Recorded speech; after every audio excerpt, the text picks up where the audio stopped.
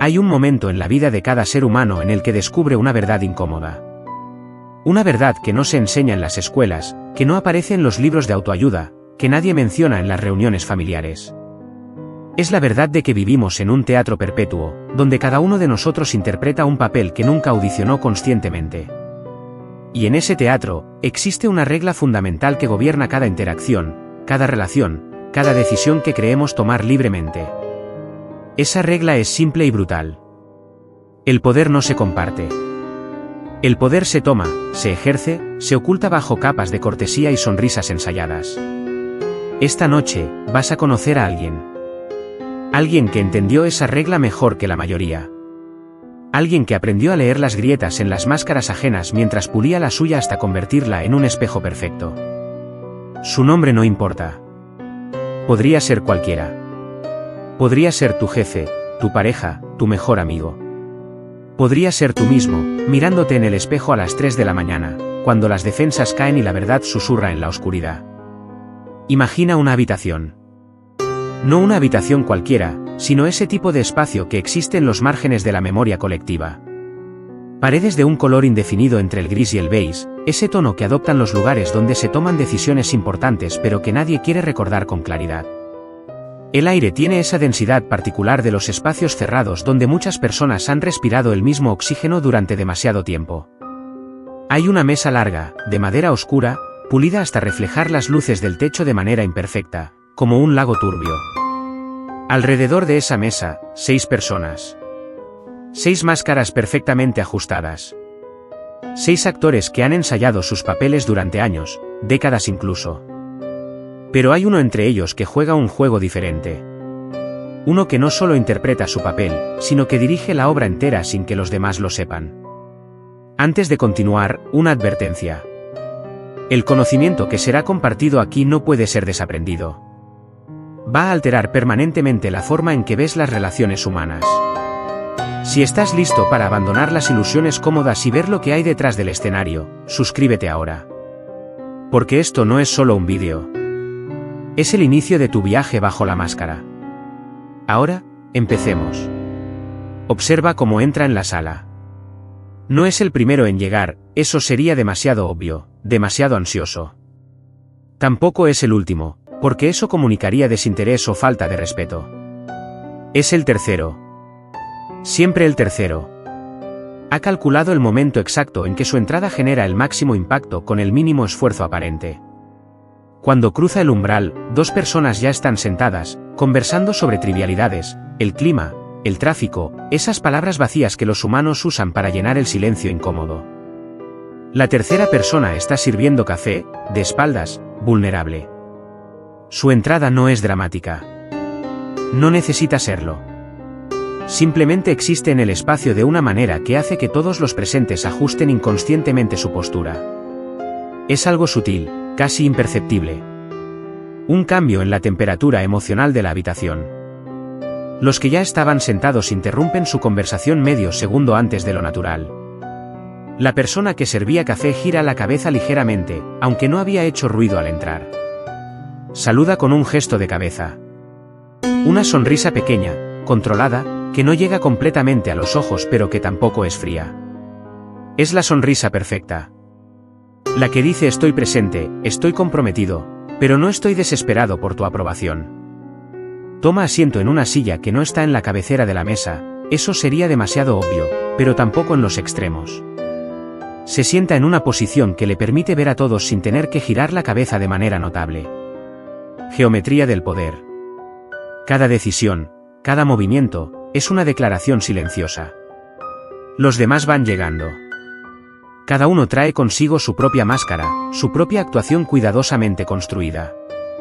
Está el que llega haciendo ruido, riendo demasiado fuerte, llenando el espacio con su presencia porque teme el vacío que dejaría su ausencia.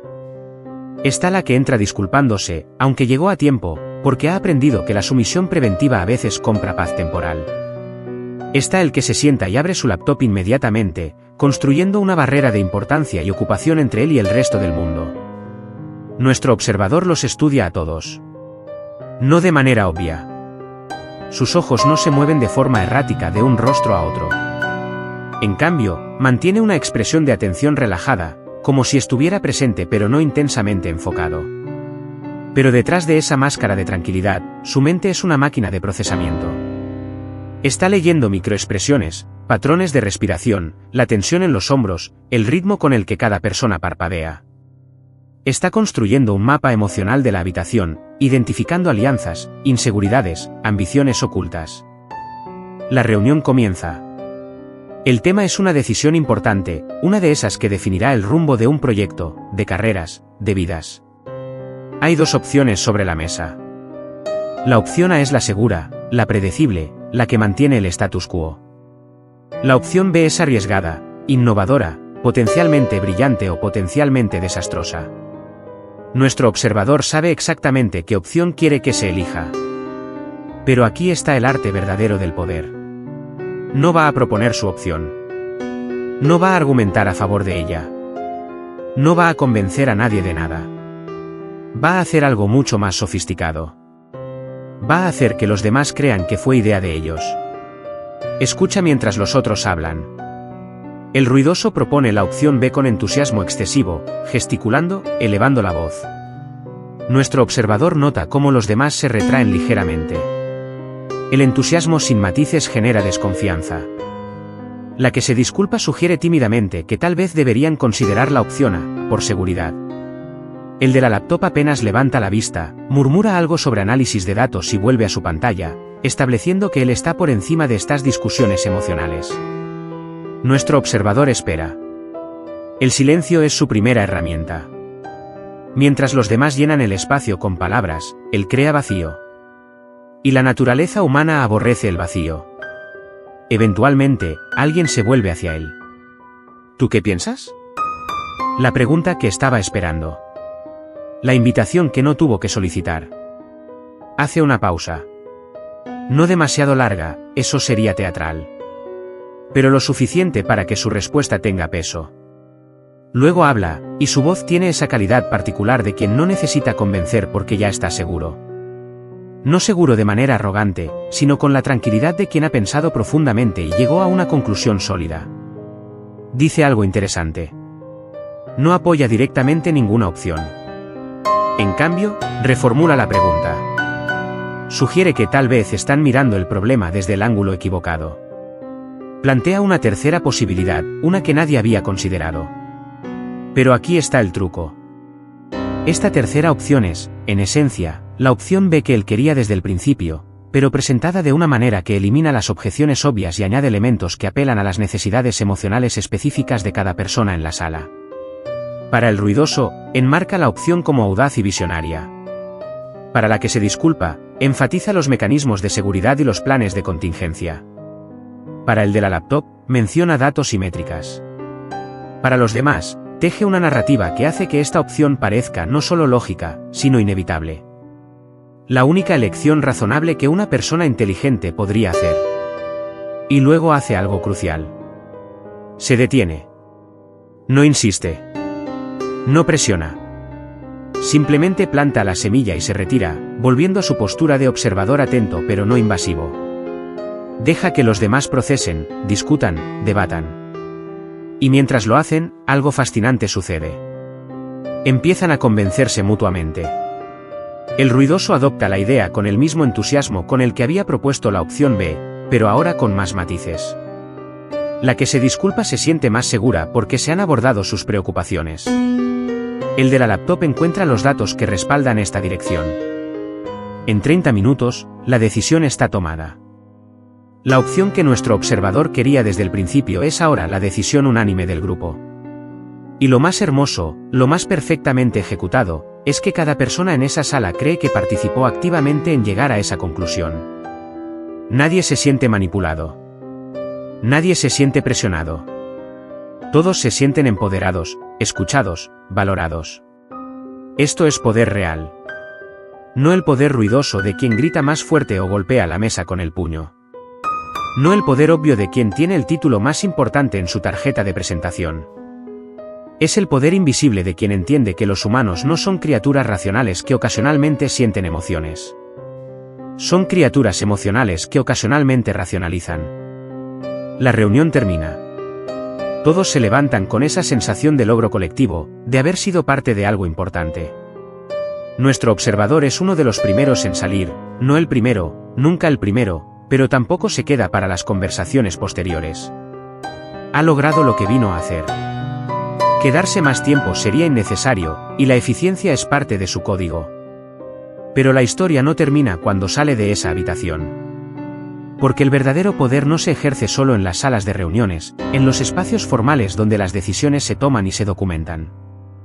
El verdadero poder se ejerce en los márgenes, en los pasillos, en las conversaciones casuales junto a la máquina de café, en los mensajes de texto enviados a las 11 de la noche, en los silencios cargados de significado. Esa noche, nuestro observador está en su casa. Un espacio que, como todo en su vida, ha sido cuidadosamente curado para comunicar exactamente lo que quiere comunicar. No es ostentoso, eso sería vulgar. Pero tampoco es modesto de manera falsa. Cada objeto tiene un propósito, cuenta una historia. Los libros en el estante no son decoración, son conversaciones potenciales. El arte en las paredes no es pretencioso, pero demuestra gusto y cultura. Todo está diseñado para que quien entre se sienta simultáneamente impresionado y cómodo. Está sentado en un sillón, con una copa de vino en la mano. No porque necesite el alcohol, sino porque el ritual de servir vino, de sostener la copa, de tomar pequeños sorbos, crea una atmósfera de sofisticación relajada. Está revisando su teléfono, pero no de la manera ansiosa en que la mayoría de las personas revisan sus dispositivos. Sus movimientos son deliberados, pausados. Recibe un mensaje. Es de uno de los colegas de la reunión. El ruidoso. El mensaje es casual, amigable, pero nuestro observador lee entre líneas. Hay una pregunta oculta, una búsqueda de validación, un intento de establecer una alianza más cercana. El mensaje dice algo sobre lo bien que salió la reunión, sobre lo brillante que fue la solución que encontraron juntos. Nuestro observador sonríe. No es una sonrisa de alegría, ni de satisfacción cruel. Es la sonrisa de un artesano que ve su obra funcionando exactamente como la diseñó. Responde al mensaje. Su respuesta es cálida pero no efusiva. Reconoce la contribución del colega, pero de manera que refuerza sutilmente la jerarquía. Usa frases como aprecio tu perspectiva y tu energía realmente ayudó a mover la conversación. Palabras que suenan a elogio pero que en realidad establecen roles. Tú eres la energía, yo soy la perspectiva. Tú mueves, yo dirijo. El colega responde casi inmediatamente. Demasiado rápido. Revela ansiedad, necesidad de aprobación. Nuestro observador toma nota mental. Esta es información valiosa. Saber qué necesita cada persona, qué vacío están tratando de llenar, es tener la llave de su comportamiento. Pero aquí está la pregunta que deberíamos hacernos. La pregunta incómoda que rasca en el fondo de nuestra conciencia mientras observamos esta danza de poder y manipulación. ¿Es esto malo? ¿Es nuestro observador un villano?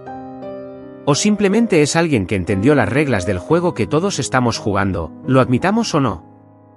Porque aquí está la verdad que nadie quiere decir en voz alta. Todos manipulamos. Todos ejercemos poder. Cada vez que elegimos nuestras palabras cuidadosamente para obtener una respuesta específica, estamos manipulando.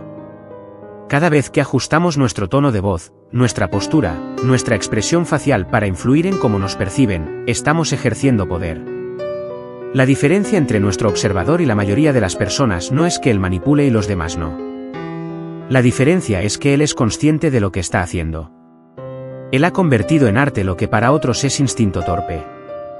Y esa conciencia, esa claridad brutal sobre la naturaleza de las interacciones humanas, tiene un costo. Un costo que nadie menciona en los libros sobre liderazgo o influencia. Un costo que se paga en las horas silenciosas de la noche, cuando la máscara finalmente puede caer porque no hay nadie mirando. Nuestro observador deja el teléfono a un lado. Se levanta, camina hacia la ventana. Afuera, la ciudad brilla con miles de luces, cada una representando una vida, una historia, una máscara. Se mira reflejado en el vidrio. Y por un momento, solo un momento, algo cruza su rostro. No es tristeza exactamente. No es arrepentimiento. Es algo más complejo, más profundo.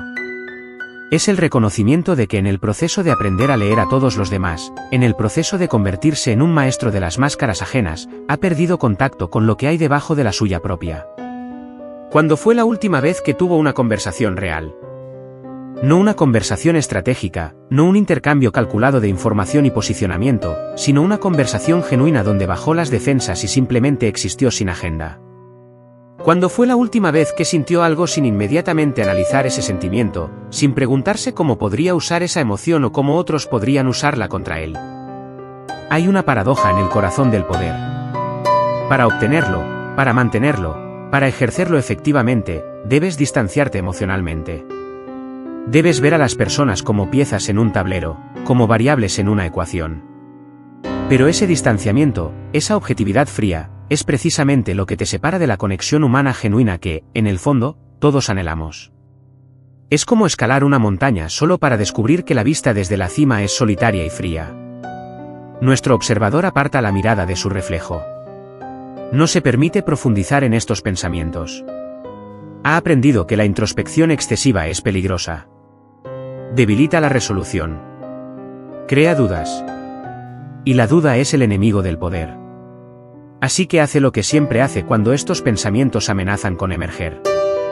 Los archiva, los etiqueta como irrelevantes, y vuelve su atención a lo práctico, a lo inmediato. Mañana hay otra reunión.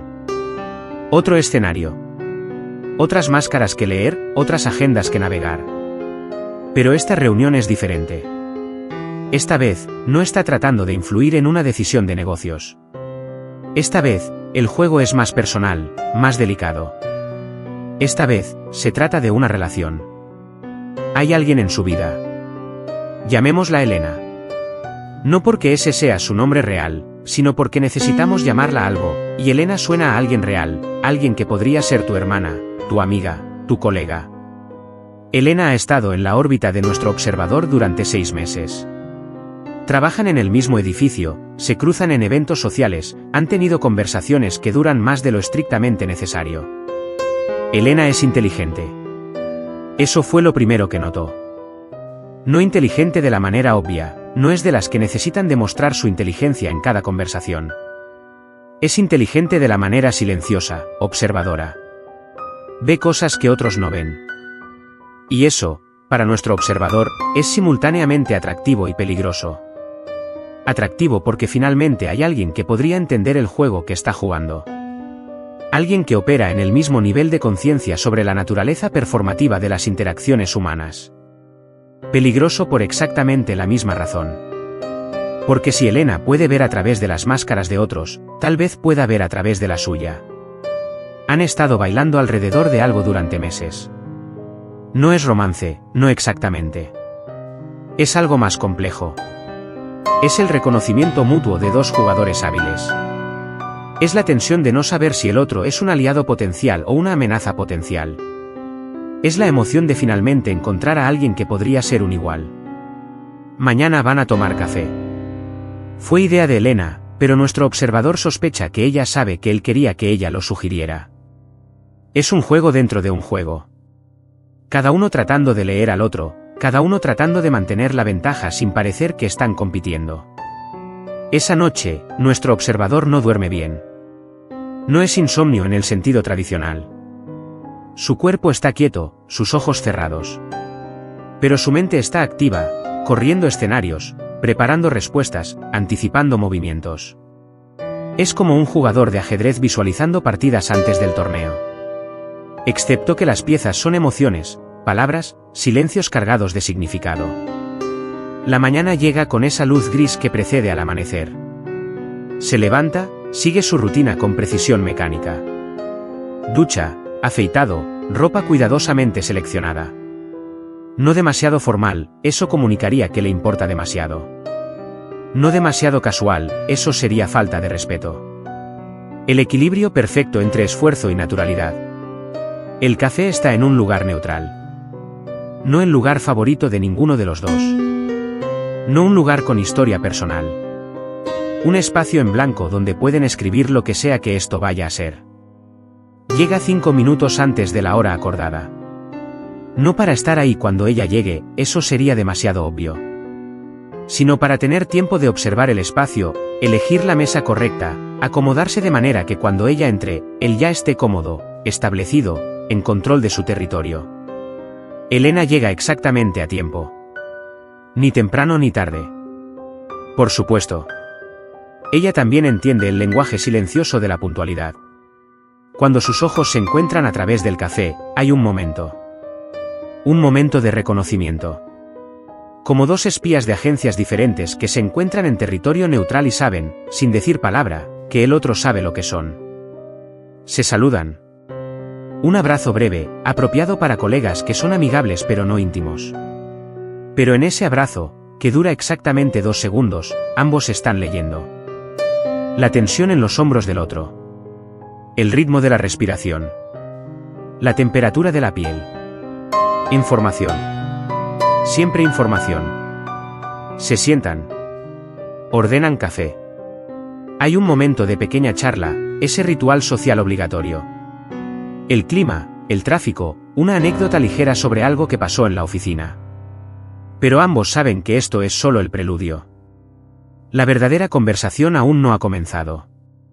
Es Elena quien rompe la superficie. Lo hace con una pregunta que suena casual pero que ambos saben que no lo es. Te he estado observando. Hay una pausa después de esas palabras. Una pausa que se extiende lo suficiente para ser significativa. Y me pregunto algo. ¿Alguna vez te cansas? La pregunta cuelga en el aire entre ellos como humo. Nuestro observador siente algo que no ha sentido en mucho tiempo. No es miedo exactamente. Es algo más cercano a la sorpresa. Porque Elena no preguntó si se cansa del trabajo, o de la ciudad, o de cualquier cosa específica. Preguntó si se cansa. De todo. De la actuación constante. De la vigilancia perpetua. De ser siempre el observador y nunca el observado. Podría desviarse. Podría hacer una broma, cambiar el tema, redirigir la conversación a territorio más seguro. Esas son las opciones obvias, las que su entrenamiento automático le sugiere. Pero hay algo en la manera en que Elena lo mira. No es juicio. No es acusación. Es reconocimiento. Es la mirada de alguien que sabe exactamente de qué está hablando porque ella también vive en ese mismo espacio. Entonces hace algo que no hace nunca. Dice la verdad. No toda la verdad, nunca toda la verdad, pero una verdad. Sí. Me canso. Hay días en que quisiera poder simplemente existir sin calcular cada palabra, sin leer cada gesto. Días en que quisiera poder ser torpe, imperfecto, transparente. Elena asiente lentamente. No dice nada inmediatamente. Toma un sorbo de su café, y en ese gesto hay una elegancia que nuestro observador reconoce. Es la elegancia de alguien que sabe que el silencio es a veces la respuesta más poderosa. Cuando finalmente habla, su voz tiene una calidad diferente. Más suave, pero no débil. Más honesta, pero no vulnerable de manera que invite al ataque. Yo también. Hay una confesión en esas 2 palabras. Una admisión de que ella también juega el juego. Que ella también lleva una máscara. Y en ese momento, algo cambia entre ellos. No es confianza, no todavía. Pero es el reconocimiento de una posibilidad. La posibilidad de que tal vez, solo tal vez, podrían bajar las máscaras, aunque sea parcialmente, aunque sea temporalmente, sin que eso se convierta en un arma. La conversación que sigue es diferente a cualquier conversación que nuestro observador haya tenido en años. Hablan sobre el costo del poder. Sobre cómo se siente estar siempre en guardia. Sobre la soledad particular de ver a través de las ilusiones que mantienen a la mayoría de las personas cómodas. Sobre la culpa que a veces sienten, o que creen que deberían sentir, por manipular situaciones y personas. Elena cuenta una historia. Hace 2 años, había una promoción en juego. Ella la quería. Otra persona también la quería. Esa persona era su amiga, o al menos, alguien que ella consideraba amiga. Elena sabía que si jugaba sus cartas correctamente, podía asegurar que ella obtuviera la promoción. Y lo hizo. Usó su conocimiento de las inseguridades de su amiga, de sus patrones de comportamiento, de sus puntos ciegos. Orquestó situaciones donde su amiga se vería mal sin que pareciera que Elena tenía algo que ver. Pequeñas cosas.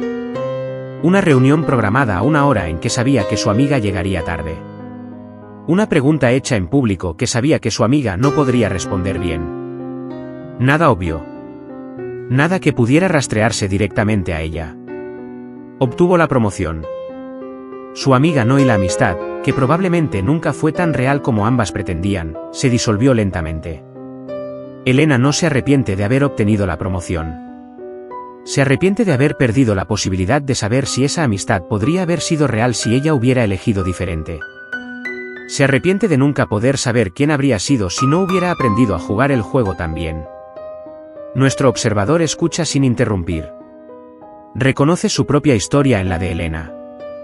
Reconoce las mismas decisiones, los mismos cálculos, las mismas victorias que saben a ceniza en la boca.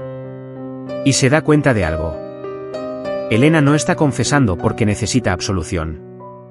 Está confesando porque necesita testigo. Necesita que alguien que entiende el juego reconozca que ella existe, que es real, debajo de todas las estrategias y manipulaciones. Entonces él comparte su propia historia. Habla de su padre. Un hombre que nunca aprendió a jugar el juego. Un hombre honesto hasta la médula, transparente hasta el punto de la ingenuidad. Un hombre que fue usado, manipulado, descartado por personas que vieron su honestidad como debilidad.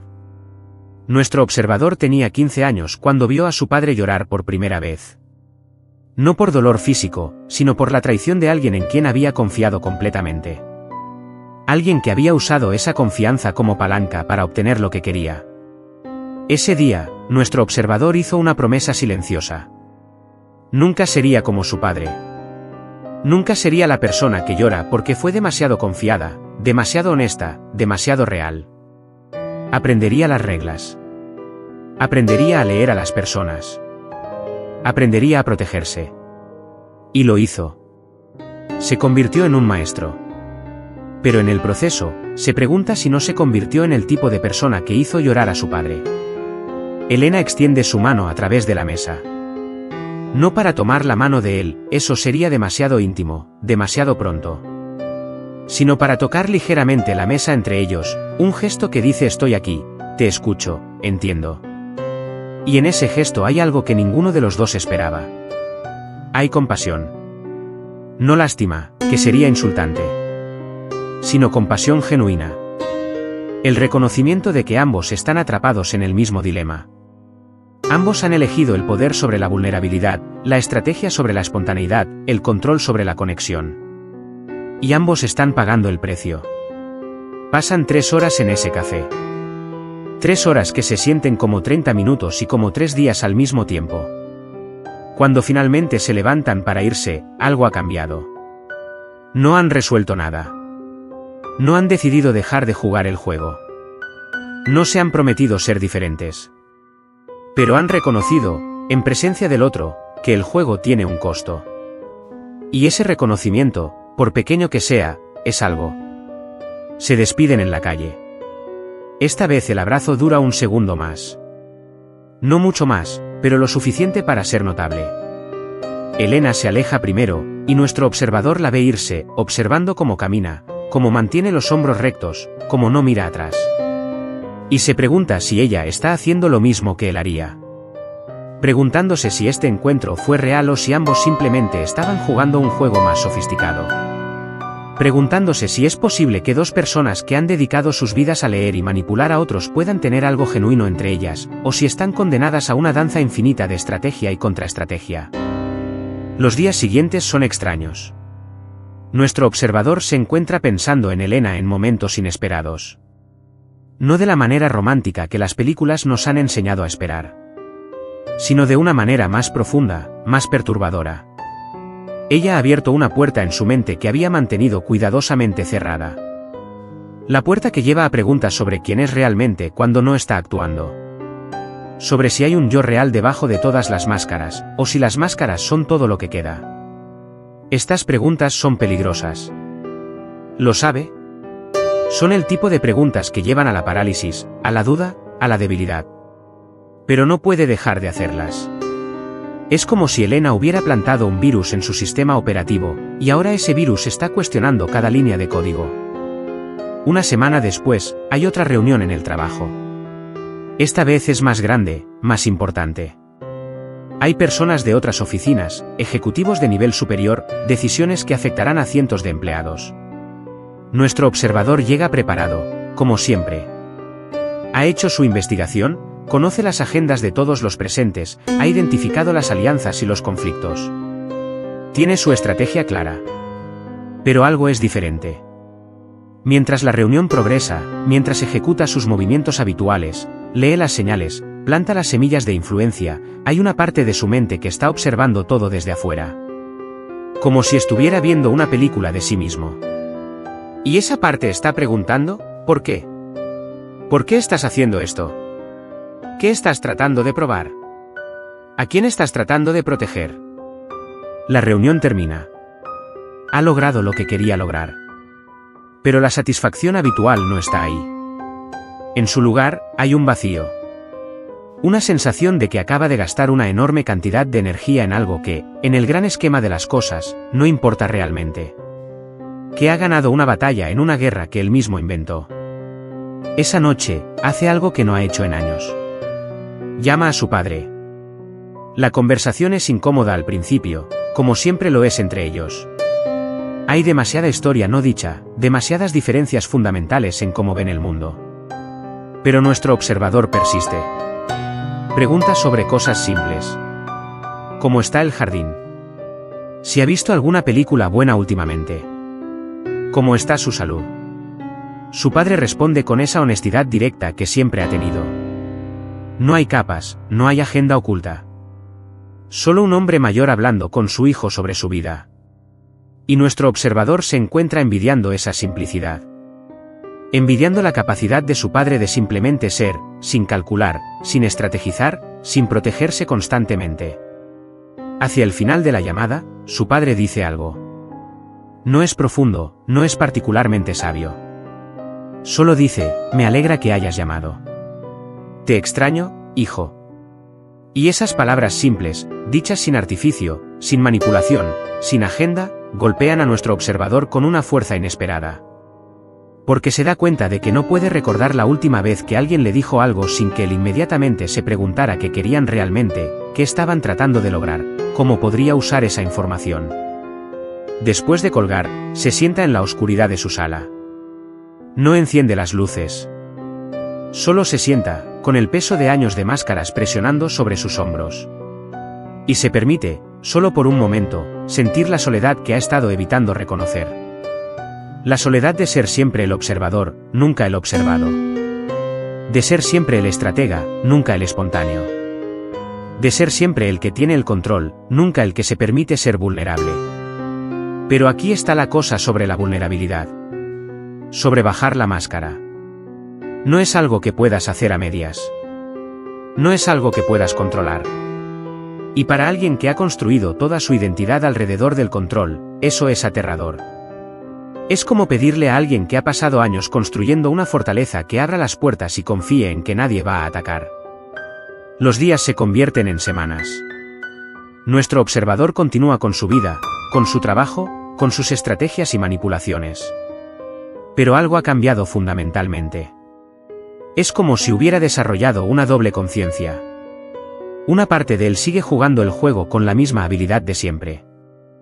Pero otra parte está constantemente cuestionando, observando, preguntándose si hay otra manera de existir en el mundo. Ve a Elena ocasionalmente. En el edificio, en eventos de trabajo. Cada vez que sus ojos se encuentran, hay ese momento de reconocimiento. Ese entendimiento silencioso de que ambos están luchando con las mismas preguntas. Pero no vuelven a tener otra conversación como la del café. Es como si ambos supieran que abrir esa puerta completamente sería demasiado peligroso. Así que mantienen la distancia, pero es una distancia cargada de significado. Un día, algo sucede que cambia todo. Es algo pequeño, insignificante en la superficie. Nuestro observador está en otra reunión, ejecutando otra estrategia. Hay un colega joven, alguien nuevo en la empresa, que está claramente nervioso. Este colega comete un error. No es un error grande, pero es el tipo de error que podría hacerlo ver mal frente a los superiores. El tipo de error que nuestro observador podría usar para su ventaja, para posicionarse mejor en comparación. Y por un momento, solo un momento, considera hacerlo. Considera señalar el error de una manera que parezca útil pero que en realidad exponga la incompetencia del colega. Es un movimiento que ha hecho cientos de veces. Es casi automático. Pero entonces algo lo detiene. Ve el miedo en los ojos del colega joven. Ve cómo sus manos tiemblan ligeramente mientras trata de recuperarse. Y en ese momento, nuestro observador no ve una pieza en el tablero. Ve a un ser humano. Ve a alguien que está tratando de hacer su mejor esfuerzo, que está asustado de fallar, que probablemente se irá a casa esa noche y se sentirá terrible sobre ese error. Ve, en otras palabras, a su padre. A ese hombre honesto que fue usado y descartado. Y se da cuenta de que tiene una elección. Puede ser la persona que usa ese miedo, o puede ser la persona que lo alivia. Hace algo que sorprende a todos en la sala, incluyéndose a sí mismo. Interviene, pero no para señalar el error, sino para reformular la situación de una manera que hace que el error parezca menos significativo. Ofrece una perspectiva que convierte lo que parecía un fallo en una oportunidad de aprendizaje. Y lo hace de una manera que no es condescendiente, que no hace que el colega joven se sienta como si necesitara ser rescatado, sino como si su error fuera una parte natural del proceso. La reunión continúa. El momento pasa. Pero algo ha cambiado en nuestro observador. Porque se da cuenta de que usó sus habilidades, su capacidad de leer la sala y manipular la narrativa, no para su propio beneficio, sino para ayudar a alguien más. Y eso se siente diferente. No mejor necesariamente, no moralmente superior. Solo diferente. Después de la reunión, el colega joven se le acerca. Hay gratitud en sus ojos, pero también algo más. Hay el reconocimiento de que acaba de ser salvado, y la ligera incomodidad que viene con eso. Gracias, dice. No tenías que hacer eso. Nuestro observador podría usar este momento. Podría convertir esta gratitud en lealtad, en una deuda que podría cobrar más tarde. Esa sería la jugada estratégica. Pero en cambio, simplemente asiente y dice, todos cometemos errores. Lo importante es lo que aprendemos de ellos. Y se aleja, dejando al colega con su gratitud pero sin la carga de una deuda implícita. Esa noche, nuestro observador se encuentra pensando en ese momento. En cómo se sintió usar su poder de una manera diferente. Y se pregunta si esto es debilidad o si es, paradójicamente, una forma de fortaleza que nunca había considerado. Si hay poder no solo en controlar a otros, sino en elegir no hacerlo cuando podrías. Estas son preguntas peligrosas para alguien como él. Porque cuestionan los fundamentos sobre los que ha construido su identidad. Pero también son preguntas liberadoras. Porque sugieren que tal vez no está atrapado en el papel que ha estado jugando. Que tal vez hay otras maneras de existir en el mundo que no requieren sacrificar completamente su humanidad en el altar del control. Decide enviarle un mensaje a Elena. No planea qué va a decir. No estrategiza. Solo escribe lo que está pensando. Hoy hice algo diferente. No estoy seguro de qué significa, pero pensé que querría saberlo. Es vulnerable de una manera que no ha sido en años. Es honesto de una manera que lo hace sentir expuesto. Elena responde una hora después. Cuente. Y luego, después de una pausa, tal vez podríamos tomar café otra vez. Hablar sobre lo que significa hacer cosas diferentes. Se encuentran 2 días después. Esta vez, la conversación es diferente desde el principio. No hay el mismo nivel de guardias levantadas. No es que confíen completamente el uno en el otro, eso sería ingenuo. Pero hay un acuerdo tácito de intentar algo diferente. De intentar ser más honestos, más reales, incluso si es incómodo, incluso si es aterrador. Nuestro observador le cuenta sobre el incidente con el colega joven. Elena escucha sin interrumpir, y cuando él termina, ella sonríe. No es una sonrisa de burla o de superioridad. Es una sonrisa de reconocimiento. Yo también he estado experimentando, dice. Tratando de ver qué pasa si no siempre juego el juego de la manera más estratégica. Es aterrador. Es como caminar sin red de seguridad. Hablan sobre lo que significa desaprender patrones que han pasado años perfeccionando. Sobre cómo se siente estar en una conversación sin estar constantemente 3 pasos adelante, anticipando, calculando. Sobre la extraña libertad que viene con la vulnerabilidad, y el terror que la acompaña. Elena comparte algo. Hace una semana, tuvo una pelea con su hermana. Una pelea real, con gritos y lágrimas y palabras hirientes. Normalmente, Elena habría manejado el conflicto de manera estratégica. Habría esperado a que su hermana se calmara, habría elegido sus palabras cuidadosamente para resolver la situación de la manera más eficiente, habría usado su conocimiento de los puntos débiles de su hermana para ganar el argumento sin que pareciera que estaba ganando. Pero esta vez, no hizo eso. Esta vez, simplemente se permitió estar enojada. Se permitió decir cosas imperfectas, cosas que no estaban cuidadosamente calibradas para el máximo impacto. Se permitió ser humana en lugar de estratégica. Y fue un desastre. Dijeron cosas que dolieron. Hubo lágrimas. Hubo un silencio incómodo después. Pero luego, algo inesperado sucedió. Su hermana, en lugar de retirarse o contraatacar, también bajó sus defensas. También se permitió ser vulnerable.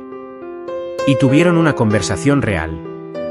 Una conversación donde ambas admitieron cosas que nunca habían admitido. Donde hablaron sobre resentimientos antiguos, sobre malentendidos, sobre el amor complicado que existe entre hermanas que son muy diferentes. No resolvieron todo. Algunas heridas son demasiado profundas para sanar en una conversación. Pero se vieron la una a la otra de una manera que no lo habían hecho en años.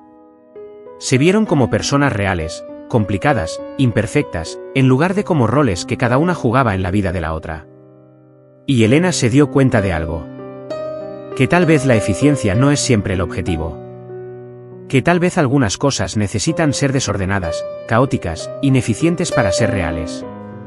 Que tal vez el control que ha estado buscando toda su vida es precisamente lo que le ha impedido tener las conexiones que realmente quiere.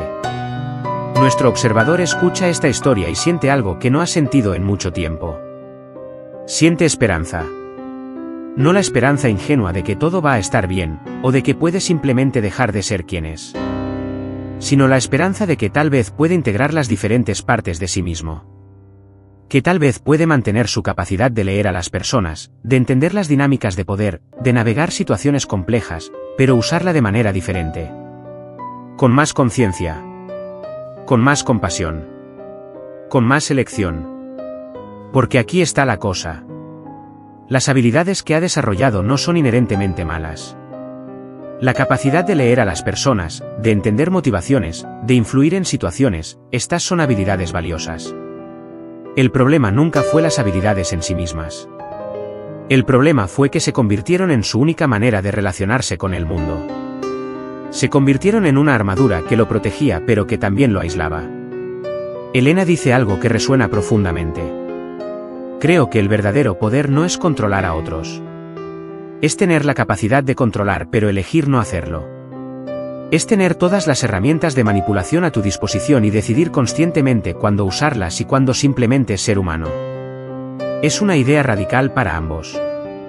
Porque sugiere que no tienen que elegir entre ser estratégicos y ser auténticos. Que tal vez pueden ser ambos, dependiendo del contexto, dependiendo de lo que la situación requiera, dependiendo de quienes quieren ser en ese momento. Los meses siguientes son un experimento. Nuestro observador comienza a practicar lo que él y Elena llaman en broma flexibilidad de máscara. En situaciones profesionales donde la estrategia es apropiada y necesaria, sigue usando sus habilidades. Pero lo hace con más conciencia, con más intención. Y en situaciones personales, con personas que importan, practica bajar la máscara. Practica ser vulnerable, incluso cuando es incómodo. No es fácil. Hay momentos en que su instinto es volver a los patrones antiguos. Hay momentos en que la vulnerabilidad se siente como debilidad, y tiene que recordarse a sí mismo que son cosas diferentes. Hay momentos en que comete errores, en que es demasiado abierto con la persona equivocada, o demasiado cerrado con la persona correcta. Pero lentamente, algo cambia. Sus relaciones comienzan a sentirse diferentes. Más reales. Más profundas. Más satisfactorias. No todas sus relaciones, no puede ser completamente vulnerable con todos, eso sería ingenuo y peligroso. Pero con algunas personas, con las personas que importan, comienza a construir algo que nunca pensó que podría tener. Conexión genuina. Su relación con Elena evoluciona. No se convierte en romance, aunque hay momentos en que ambos se preguntan si podría. Pero lo que desarrollan es algo igualmente valioso. Una amistad basada en el entendimiento mutuo, en el reconocimiento de las luchas compartidas, en el apoyo mientras ambos navegan este territorio nuevo y aterrador de ser más auténticos. Se convierten en testigos el uno del otro. Cuando nuestro observador tiene un día en que vuelve completamente a sus patrones antiguos, cuando se encuentra manipulando una situación de manera innecesaria solo porque puede, Elena es la persona a quien puede admitírselo. Y ella no lo juzga. Solo le recuerda que el cambio no es lineal, que habrá retrocesos, que lo importante es la dirección general, no cada paso individual. Y él hace lo mismo por ella. Cuando Elena tiene momentos de duda, cuando se pregunta si todo este experimento de autenticidad es solo otra forma de ingenuidad, cuando teme que está perdiendo su ventaja, él está ahí para recordarle por qué empezaron este viaje. Para recordarle que tener poder y elegir no usarlo no es debilidad. Es la forma más alta de fortaleza. Un año después de esa primera conversación en el café, nuestro observador se encuentra en una situación que habría sido imposible para él antes. Está en una cena con un grupo de amigos. No colegas, no contactos profesionales, sino amigos reales. Personas con las que no tiene agenda, con las que no está tratando de lograr nada más allá de disfrutar su compañía. La conversación fluye naturalmente. Hay risas, hay historias, hay momentos de silencio cómodo. Y nuestro observador se da cuenta de que no está analizando cada palabra, no está leyendo cada microexpresión, no está 3 pasos adelante en la conversación. Está simplemente presente. Está simplemente siendo. Y es aterrador y liberador al mismo tiempo. Aterrador porque se siente expuesto, vulnerable, sin sus defensas habituales. Liberador porque por primera vez en años, no está cansado al final de una interacción social. No ha gastado toda su energía en mantener la máscara, en ejecutar estrategias, en protegerse. Alguien en la mesa hace una broma a su costa. No es cruel, es el tipo de broma cariñosa que los amigos se hacen entre sí. Y su primera reacción instintiva es analizarla, buscar la agenda oculta, preparar una respuesta que restablezca su posición. Pero se detiene. Respira. Y simplemente se ríe. Se ríe de sí mismo, de la broma, de lo absurdo de estar constantemente en guardia. Y en ese momento de risa genuina, sin cálculo, sin estrategia, siente algo que no ha sentido en mucho tiempo. Siente alegría. No satisfacción por una estrategia bien ejecutada. No el placer frío de ganar un juego de poder. Sino alegría simple, humana, conectada. Esa noche, cuando llega a casa, no se sienta a revisar su teléfono, a planear el día siguiente, a analizar las interacciones del día. En cambio, se sienta en su sillón y simplemente existe. Piensa en el viaje que ha hecho. En la persona que era hace un año, hace 5 años, hace 10 años. En las decisiones que tomó, en las máscaras que construyó, en el precio que pagó. Y se da cuenta de algo importante. No se arrepiente de haber aprendido a leer a las personas, a entender el poder, a navegar situaciones complejas. Esas habilidades lo han protegido, lo han ayudado a sobrevivir y prosperar en un mundo que no siempre es amable con los vulnerables. El problema nunca fue tener esas habilidades. El problema fue creer que eran la única manera de existir en el mundo.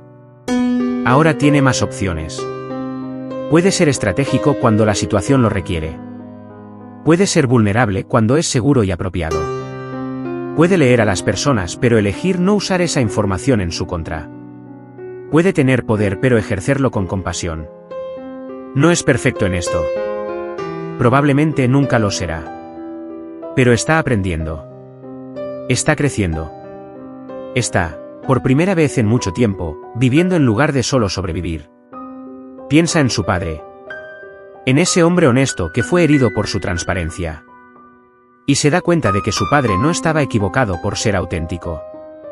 Estaba desprotegido. No tenía las herramientas para reconocer cuando alguien estaba siendo manipulador, para establecer límites, para protegerse sin cerrarse completamente. Y tal vez esa es la síntesis.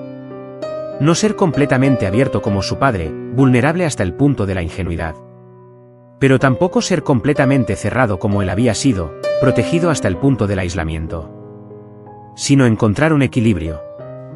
Tener las herramientas de protección pero no vivir constantemente detrás de las murallas. Saber cuándo bajar las defensas y cuándo mantenerlas arriba. Es un equilibrio delicado. Requiere discernimiento constante. Requiere estar dispuesto a cometer errores, a ser herido ocasionalmente, a confiar en las personas equivocadas a veces. Pero también permite algo que la protección total nunca permitió. Permite conexión real. Permite amor. Permite la posibilidad de ser conocido, no solo observado. Continúa la historia. 2 años después, nuestro observador está en una posición de liderazgo más alta en su organización. Llegó ahí usando sus habilidades, su inteligencia estratégica, su capacidad de navegar política organizacional. Pero la manera en que ejerce ese liderazgo es diferente de lo que habría sido antes. Tiene un equipo de 12 personas. Y con cada una de ellas, ha construido una relación que va más allá de lo puramente transaccional. No es que sea amigo de todos ellos, eso sería inapropiado y poco profesional. Pero los ve como personas completas, no solo como recursos o piezas en su estrategia.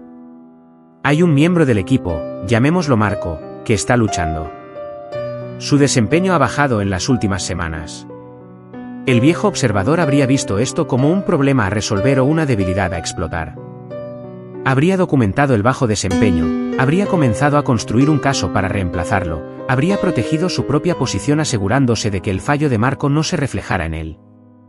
Pero el nuevo observador, o más precisamente, el observador que está aprendiendo a integrar diferentes partes de sí mismo, hace algo diferente. Llama a Marco a su oficina. Pero no para una conversación formal de desempeño. Para una conversación humana. Cierra la puerta. Ofrece café.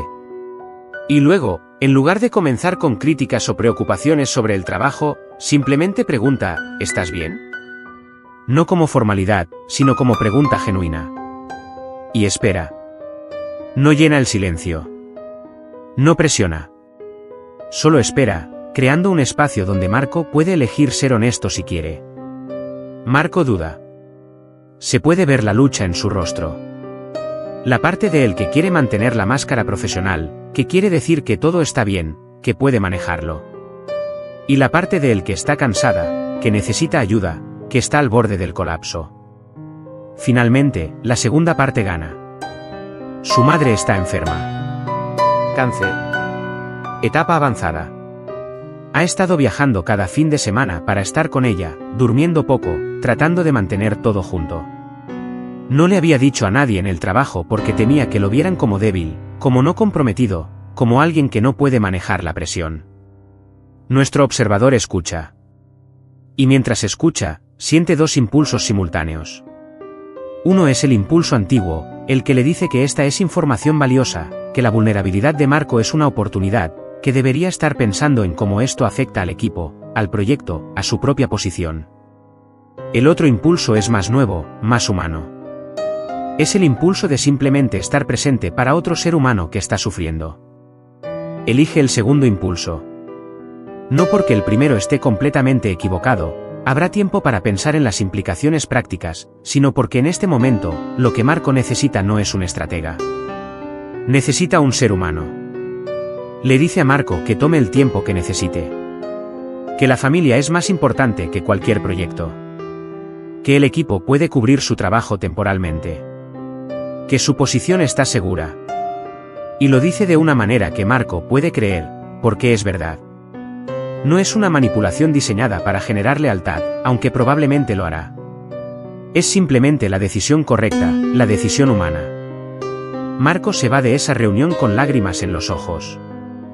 Lágrimas de alivio, de gratitud, de ser visto y valorado como persona completa en lugar de solo como empleado. Y nuestro observador se queda en su oficina, sintiendo algo complejo. Hay satisfacción, sí. Pero no es la satisfacción fría de una estrategia bien ejecutada. Es algo más cálido, más profundo. Es la satisfacción de haber usado su poder de una manera que ayudó en lugar de explotar. Esa noche, Le cuenta a Elena sobre el incidente con Marco. Ella sonríe con esa sonrisa de reconocimiento que se ha vuelto familiar entre ellos. Estás aprendiendo, dice. Estás aprendiendo que el poder real no es hacer que las personas hagan lo que quieres. Es crear las condiciones donde las personas pueden ser su mejor versión.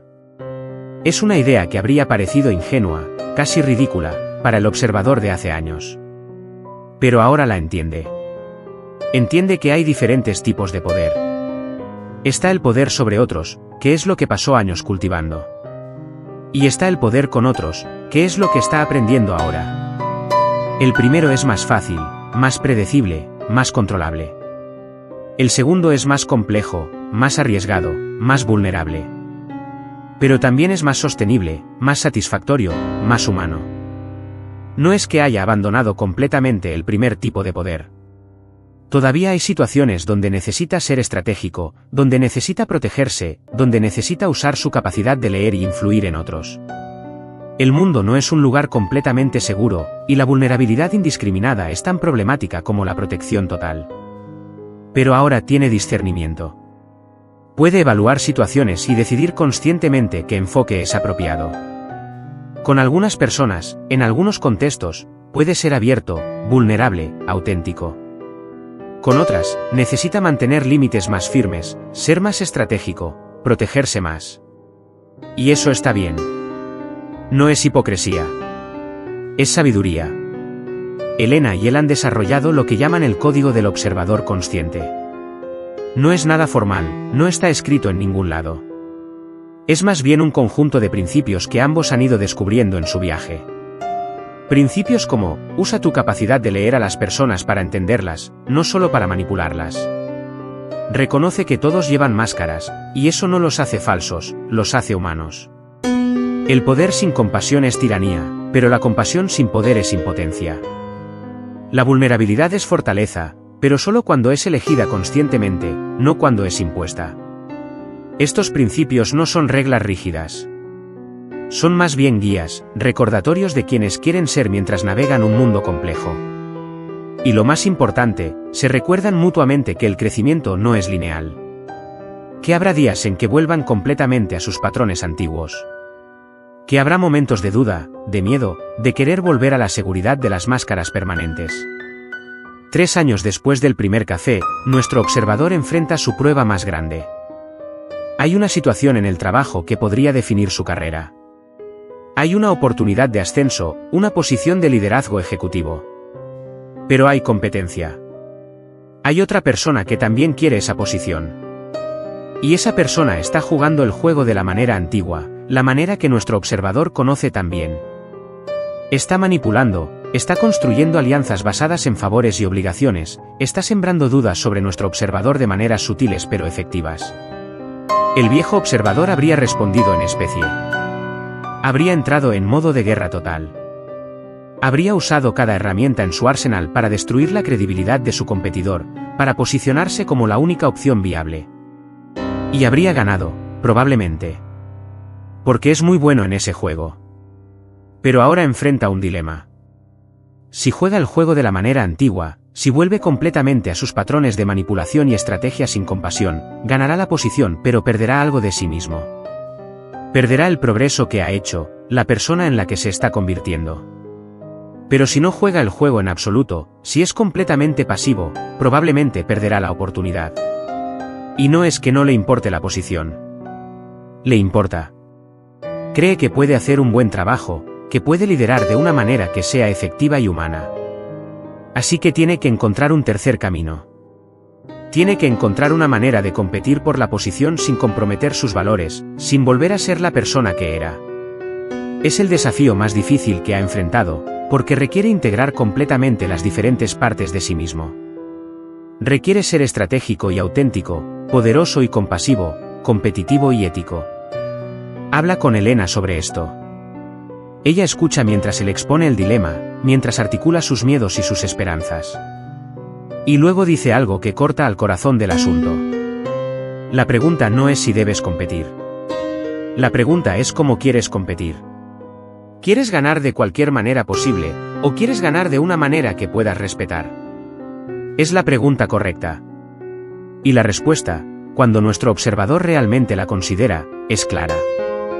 Quiere ganar, sí. Pero quiere ganar de una manera que refleje quién es ahora, no quién era. Quiere ganar demostrando su valor, no destruyendo el valor de otros. Quiere ganar construyendo, no demoliendo. Así que desarrolla una estrategia. Pero es una estrategia diferente. En lugar de atacar a su competidor, se enfoca en demostrar su propia visión, sus propias capacidades. En lugar de manipular a las personas para que estén de su lado, tiene conversaciones honestas sobre lo que puede ofrecer en la posición. En lugar de sembrar dudas sobre otros, construye confianza en sí mismo. No es ingenuo. Sabe que su competidor está jugando sucio. Sabe que hay ataques sutiles, insinuaciones, manipulaciones. Y cuando es necesario, se defiende. Pero lo hace de manera directa, sin jugar el mismo juego. Cuando alguien le menciona una duda que su competidor ha sembrado, la aborda directamente, con hechos y con honestidad, sin contraatacar. Es más difícil que jugar el juego antiguo. Requiere más disciplina, más integridad, más coraje. Porque es más fácil destruir que construir. Es más fácil sembrar dudas que construir confianza. Es más fácil manipular que persuadir genuinamente. Pero algo interesante sucede. Las personas responden. No todas, algunas están demasiado atrapadas en el juego antiguo para ver una alternativa. Pero muchas, especialmente las que están cansadas de la política organizacional constante, de las manipulaciones, de nunca saber en quién pueden confiar, responden a su enfoque diferente. Responden a la posibilidad de un líder que es efectivo sin ser manipulador, que es estratégico sin ser cruel, que tiene poder pero lo ejerce con conciencia. El proceso de selección toma meses. Hay entrevistas, presentaciones, evaluaciones. Y en cada etapa, nuestro observador se mantiene fiel a su nuevo enfoque. Hay momentos en que es tentador volver a los patrones antiguos, especialmente cuando ve que su competidor está ganando terreno con ciertas personas clave. Pero se mantiene firme. Porque se ha dado cuenta de algo. Incluso si pierde esta oportunidad, no quiere ganarla de una manera que lo haga perder el respeto por sí mismo. Elena está con él durante todo el proceso. No como estratega, aunque ciertamente podría serlo. Sino como testigo, como recordatorio de por qué está haciendo esto de manera diferente. Hay noches en que duda, en que se pregunta si está siendo tonto, si está saboteando sus propias posibilidades por algún ideal abstracto de integridad. Y ella no le dice que está haciendo lo correcto, porque eso sería condescendiente. En cambio, le recuerda que es su elección. Que puede jugar el juego de la manera antigua si quiere. Pero que si lo hace, debe hacerlo con los ojos abiertos, sabiendo lo que está eligiendo y lo que está sacrificando. Finalmente, llega la decisión. Nuestro observador es llamado a una reunión con el comité ejecutivo. Entra en esa sala sin saber qué va a pasar. Ha hecho todo lo que puede. Ha presentado su caso de la mejor manera posible, de la manera más auténtica posible. Ahora está fuera de su control. Le ofrecen la posición. No porque haya jugado el juego mejor que su competidor, sino porque, en palabras del CEO, representas el tipo de liderazgo que queremos cultivar en esta organización. Liderazgo que es efectivo pero también ético. Que es estratégico pero también humano. Que entiende el poder pero lo ejerce con responsabilidad. Cuando sale de esa reunión, siente algo que no esperaba. No es triunfo en el sentido tradicional. No es la satisfacción de haber derrotado a un oponente. Es algo más profundo. Es la satisfacción de haber ganado sin comprometer quién es. De haber competido de una manera que puede respetar. De haber demostrado, al menos para sí mismo, que es posible tener éxito sin sacrificar la integridad. Esa noche, celebra con Elena y algunos amigos cercanos. Es una celebración pequeña, íntima. Y lo que celebran no es solo la promoción, sino el viaje que lo llevó ahí. El viaje de aprender a integrar poder y humanidad, estrategia y autenticidad, protección y vulnerabilidad. En su nuevo rol, nuestro observador tiene más poder que nunca. Toma decisiones que afectan a cientos de personas. Tiene influencia sobre la dirección de la organización. Y usa ese poder conscientemente. No perfectamente, comete errores, hay días en que vuelve a patrones antiguos. Pero en general, trata de liderar de una manera que honre tanto la efectividad como la humanidad. Implementa políticas que reconocen que los empleados son personas completas, no solo recursos. Crea una cultura donde las personas pueden ser vulnerables sobre sus luchas sin temor a ser penalizadas. Modela el tipo de liderazgo que quiere ver, siendo abierto sobre sus propios desafíos, sus propias dudas, su propio proceso de crecimiento. No todos responden bien. Hay personas que ven su apertura como debilidad, que tratan de aprovecharse de su voluntad de ser vulnerable. Y cuando eso sucede, tiene que establecer límites. Tiene que usar sus habilidades de lectura de personas, de estrategia, de protección. Porque la vulnerabilidad sin discernimiento no es sabiduría, es ingenuidad. Pero en general, crea algo diferente. Crea un espacio donde las personas pueden traer más de sí mismas al trabajo. Donde no tienen que dejar su humanidad en la puerta. Donde pueden ser efectivos y auténticos al mismo tiempo. Y eso se refleja en los resultados. El equipo es más productivo, más innovador, más comprometido. No porque estén siendo manipulados, sino porque están genuinamente involucrados.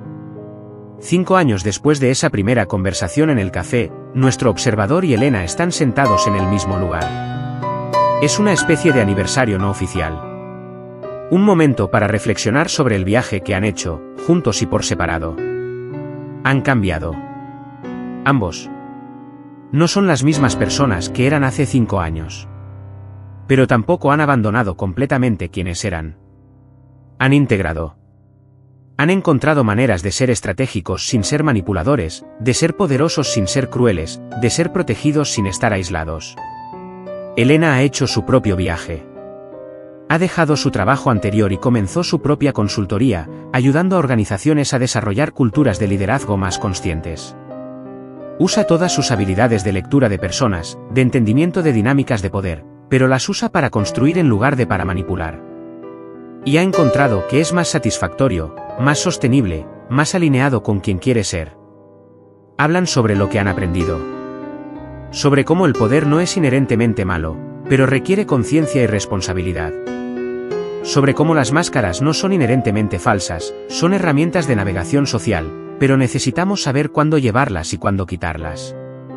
Sobre cómo la vulnerabilidad no es debilidad, pero necesita ser elegida conscientemente, no impuesta. Hablan sobre las personas en sus vidas que todavía juegan el juego de la manera antigua. Los que están atrapados en patrones de manipulación constante, de protección total, de nunca bajar la guardia. Y sienten compasión por ellos, porque reconocen que ellos mismos estuvieron ahí. Reconocen que esas personas están operando desde miedo, desde la creencia de que el mundo es un lugar peligroso donde solo los más astutos sobreviven. Y tal vez tienen razón, en cierto sentido. El mundo puede ser peligroso. Las personas pueden ser manipuladoras, crueles, egoístas. Pero también pueden ser amables, generosas, auténticas. Y si solo te proteges contra lo primero, nunca experimentarás lo segundo. Si solo ves a las personas como amenazas potenciales o recursos a explotar, nunca experimentarás conexión genuina. Nuestro observador piensa en su padre. Ese hombre honesto que fue herido por su transparencia. Y se da cuenta de que ha encontrado una manera de honrar a su padre sin repetir sus errores. Ha aprendido a ser auténtico sin ser ingenuo. A ser abierto sin ser desprotegido. A confiar sin ser ciego. No es perfecto. Todavía hay días en que se cierra completamente, en que vuelve a ver a todos como piezas en un tablero. Todavía hay días en que es demasiado abierto, en que confía en la persona equivocada y paga el precio. Pero en general, ha encontrado un equilibrio. Un equilibrio que le permite ser efectivo en el mundo sin perder su humanidad en el proceso. Elena comparte algo. Ha estado pensando en escribir un libro sobre su viaje, sobre las lecciones que ha aprendido. No un libro de autoayuda con pasos simples y promesas fáciles. Sino algo más honesto, más complejo. Un libro que reconozca que el poder y la manipulación son parte de todas las interacciones humanas, pero que podemos elegir cómo los ejercemos. Que podemos ser conscientes en lugar de automáticos, compasivos en lugar de crueles, integrados en lugar de fragmentados.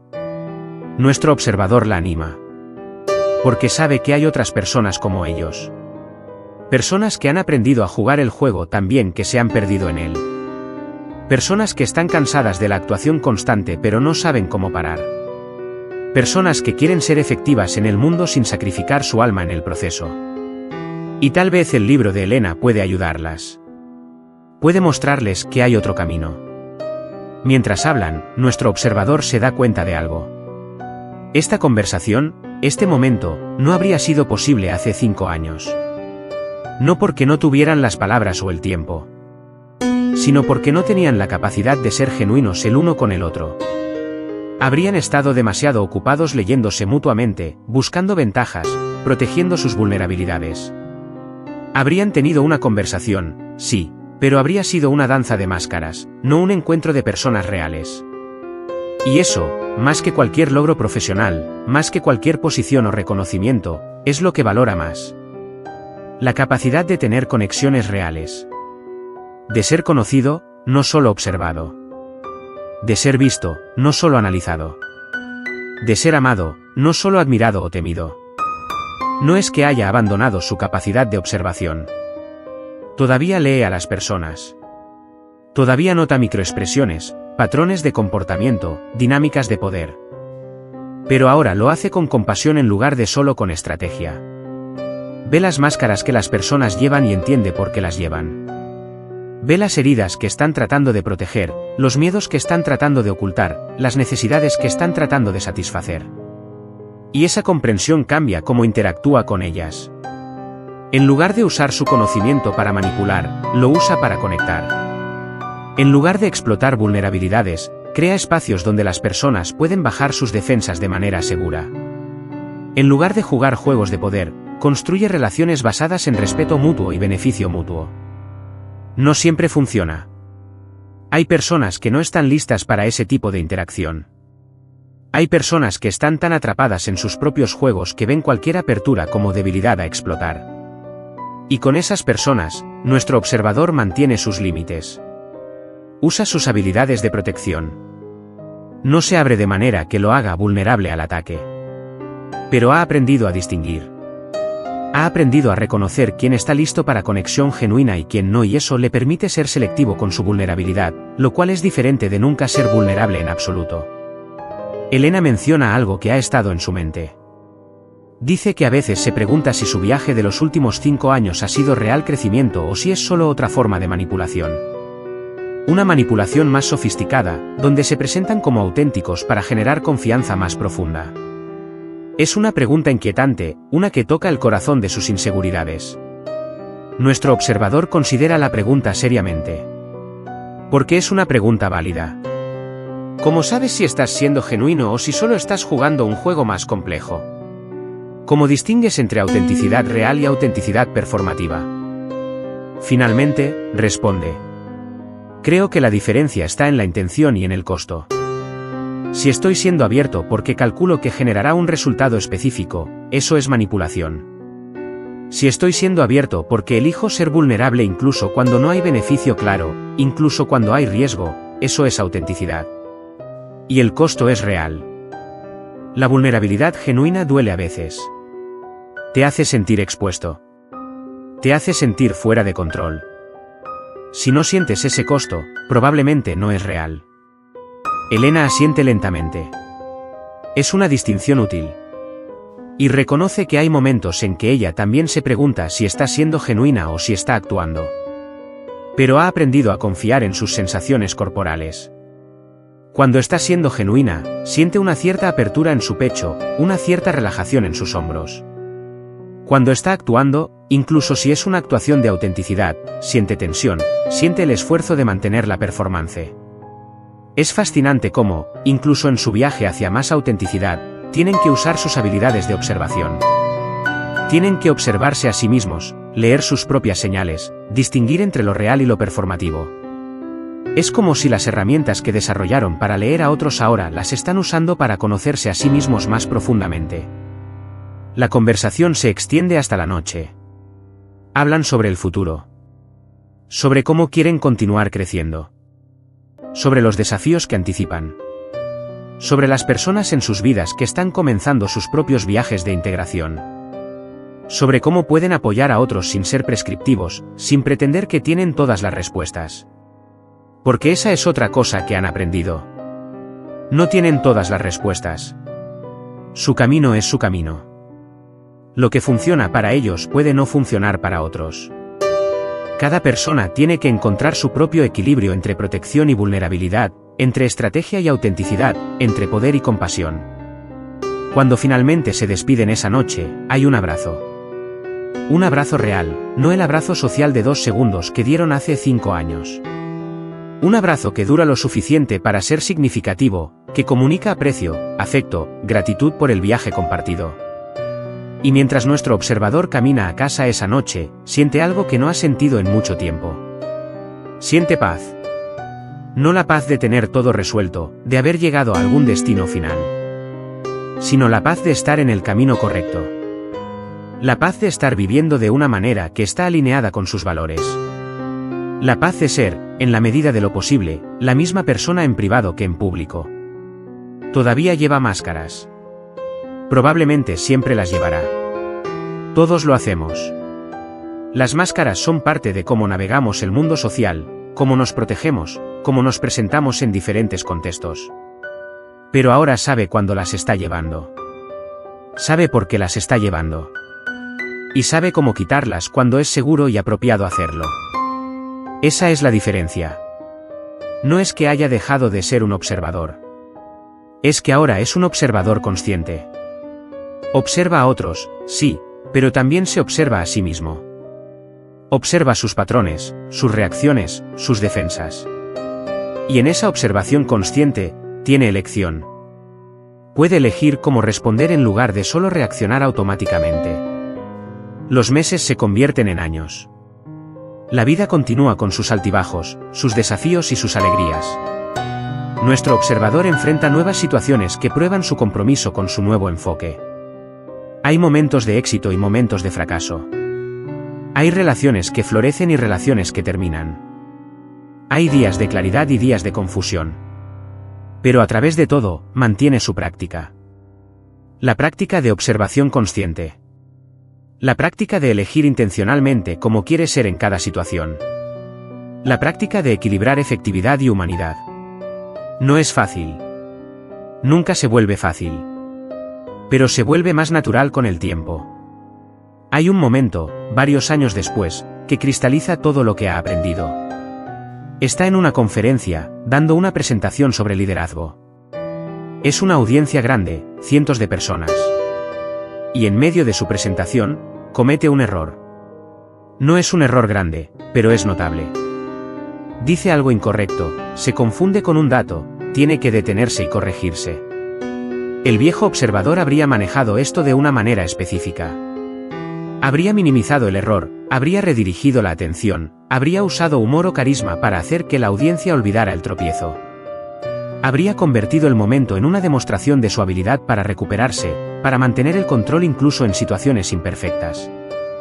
Pero en cambio, hace algo diferente.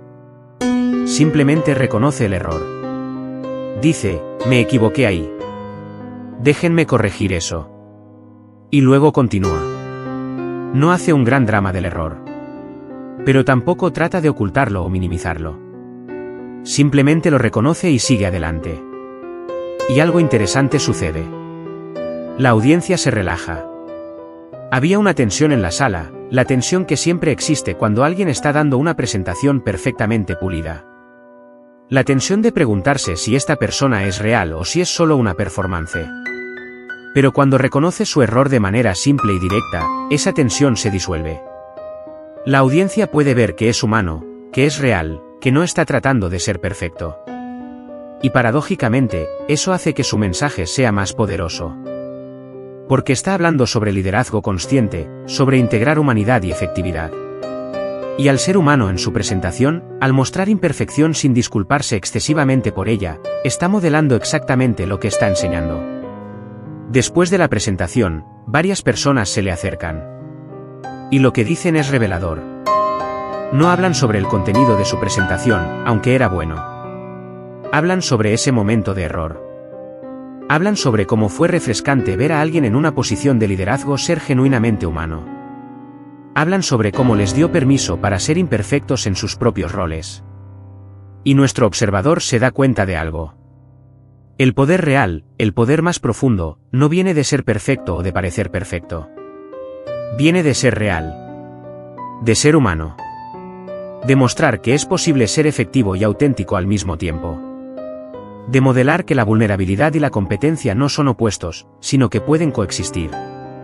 Esa noche, llama a Elena para contarle sobre el incidente. Ella se ríe, no de él sino con él, con alegría y reconocimiento. Eso es, dice. Eso es exactamente. Has llegado a un punto donde tu autenticidad es tu fortaleza, no tu debilidad. Donde no tienes que elegir entre ser efectivo y ser real. Puedes ser ambos. Es un momento de realización. No es que haya llegado a algún destino final, no es que haya resuelto todo. Pero ha llegado a un punto donde su nuevo enfoque no es solo una práctica consciente que requiere esfuerzo constante. Se está convirtiendo en parte de quien es. Se está integrando en su identidad de una manera que se siente natural en lugar de forzada. Piensa en el viaje que ha hecho. Desde ese joven que vio a su padre llorar y decidió nunca ser vulnerable. Pasando por años de perfeccionar el arte de la observación y la manipulación. A través de ese primer café con Elena donde comenzó a cuestionar el costo de su enfoque. A través de años de experimentación, de errores, de crecimiento gradual. Hasta este momento, donde puede estar frente a cientos de personas y ser simultáneamente competente y humano. No es un viaje que habría elegido conscientemente. Si alguien le hubiera dicho hace 10 años que terminaría aquí, probablemente habría rechazado la idea. Habría visto la vulnerabilidad como debilidad, la autenticidad como ingenuidad, la apertura como peligro. Pero ahora entiende que esas ecuaciones eran demasiado simples. Que la realidad es más compleja, más matizada. La vulnerabilidad puede ser debilidad si es indiscriminada, si no está acompañada de discernimiento y límites. Pero también puede ser fortaleza cuando es elegida conscientemente, cuando viene de un lugar de seguridad interna en lugar de necesidad externa. La autenticidad puede ser ingenuidad si significa ser completamente transparente con todos todo el tiempo. Pero también puede ser sabiduría cuando significa ser honesto sobre quién eres mientras mantienes límites apropiados. La apertura puede ser peligrosa si significa bajar todas las defensas con todos. Pero también puede ser liberadora cuando significa elegir selectivamente con quién y cuándo ser vulnerable. Son estas distinciones las que ha aprendido a hacer. Y son estas distinciones las que le permiten navegar el mundo de una manera que honra tanto su necesidad de efectividad como su necesidad de conexión genuina. Hay una última escena en esta historia. O tal vez no es la última, porque las historias de crecimiento humano nunca realmente terminan. Pero es una escena que captura algo esencial sobre el viaje.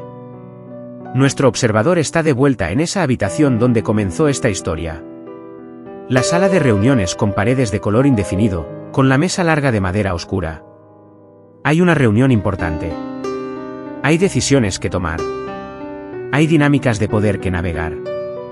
Pero esta vez, cuando entra en la sala, no está calculando cada movimiento. No está leyendo a todos para encontrar ventajas.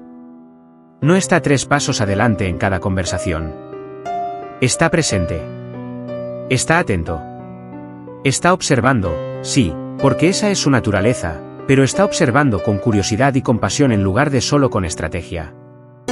La reunión progresa. Hay desacuerdos, hay tensiones, hay agendas ocultas. Todas las cosas que siempre existen en las interacciones humanas. Pero nuestro observador navega todo esto de una manera diferente. Cuando alguien está siendo manipulador, lo nota, pero en lugar de contraatacar con manipulación propia, simplemente nombra lo que está sucediendo de manera directa pero no acusatoria. Cuando alguien está siendo vulnerable, lo honra en lugar de explotarlo. Cuando hay conflicto, busca soluciones que honren las necesidades de todos en lugar de solo maximizar su propia posición. No es perfecto. Hay momentos en que vuelve a patrones antiguos. Hay momentos en que es demasiado estratégico o demasiado abierto. Pero en general, está operando desde un lugar diferente.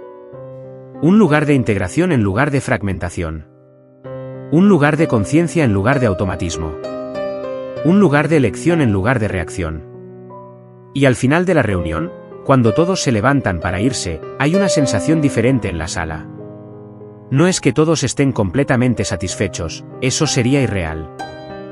Pero hay una sensación de que fueron escuchados, de que sus perspectivas fueron consideradas, de que el proceso fue justo incluso si no todos obtuvieron exactamente lo que querían. Una colega se le acerca mientras salen. Es alguien que ha trabajado con él durante años, que lo conoció en su fase anterior. Dice algo simple pero significativo. No sé qué ha cambiado en ti en los últimos años, pero sea lo que sea, sigue haciéndolo. Te has vuelto más efectivo, no menos. Pero también te has vuelto más humano. Y eso hace que trabajar contigo sea diferente. Mejor. Nuestro observador agradece el comentario. Y mientras camina de regreso a su oficina, reflexiona sobre esas palabras. Más efectivo, no menos.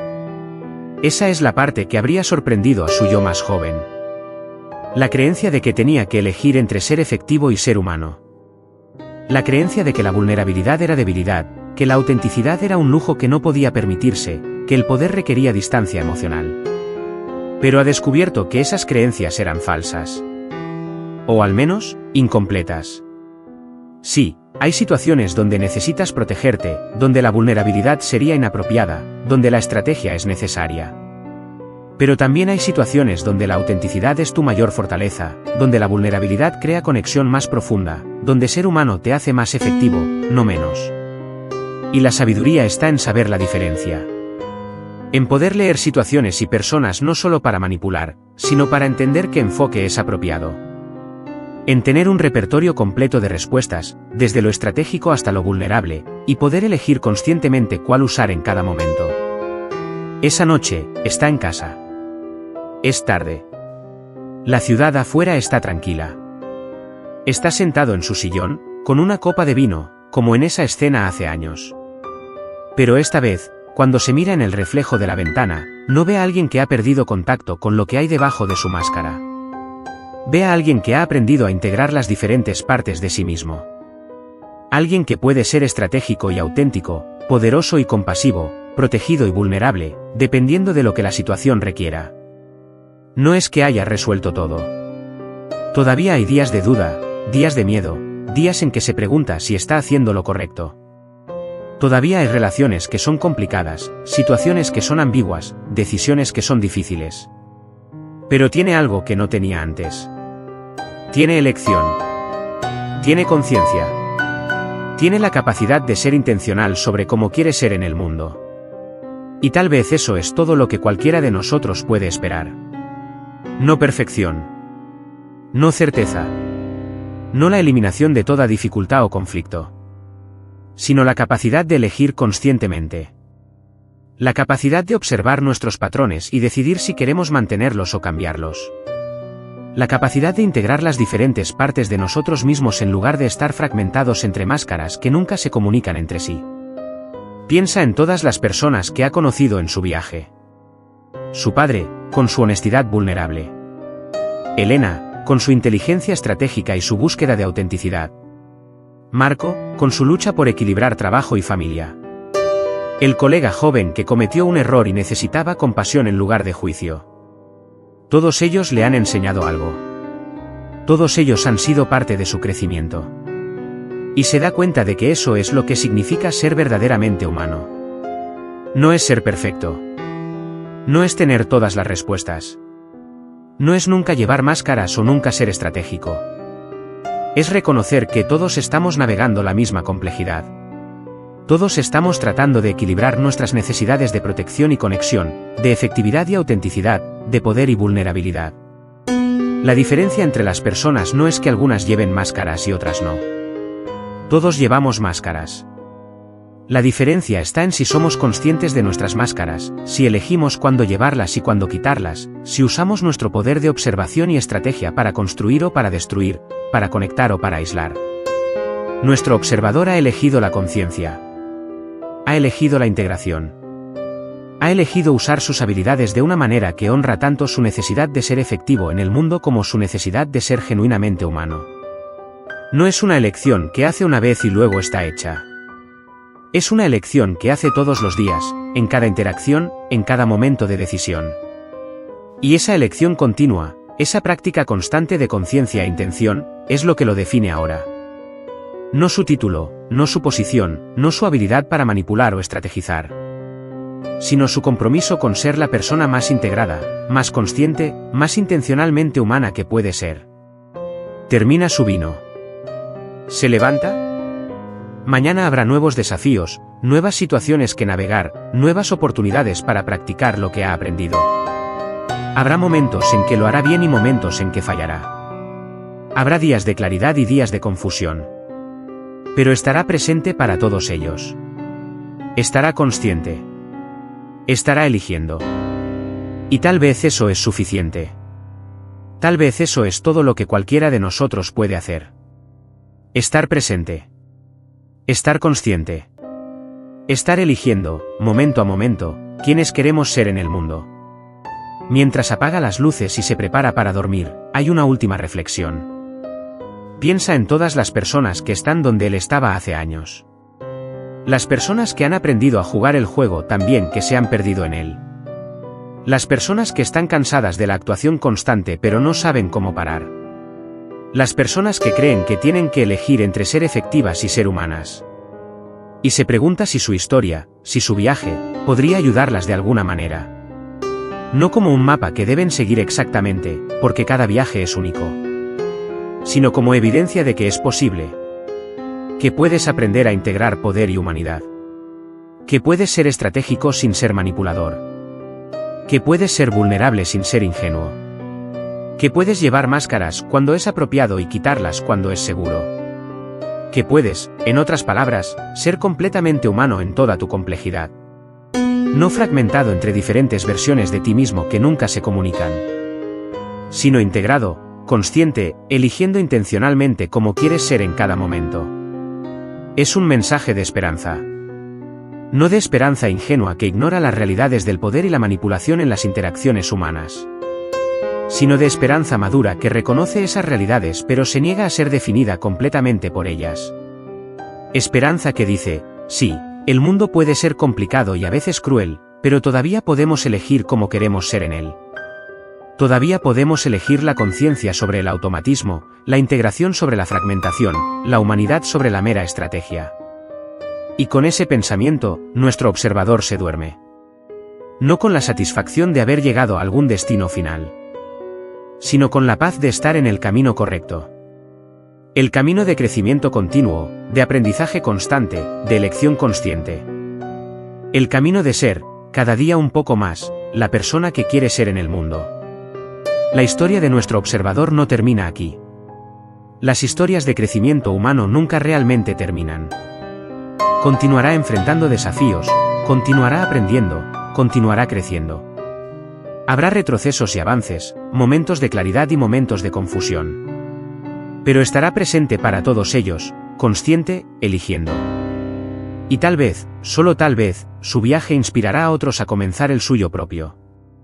A cuestionar sus propias máscaras. A examinar sus propios patrones de poder y manipulación. A considerar si hay una manera de ser efectivos en el mundo sin sacrificar su humanidad en el proceso. Porque al final, eso es lo que todos estamos buscando. No perfección. No certeza. No la eliminación de toda dificultad, sino la capacidad de ser plenamente humanos en toda nuestra complejidad. De integrar nuestras diferentes partes. De elegir conscientemente quienes queremos ser. De vivir con intención en lugar de solo reaccionar automáticamente. Y esa capacidad, esa posibilidad de integración consciente, está disponible para todos nosotros. No es fácil. Requiere coraje, requiere práctica, requiere estar dispuesto a ser incómodo a veces. Pero es posible. Y tal vez, solo tal vez, vale la pena el esfuerzo. Porque la alternativa es vivir fragmentados.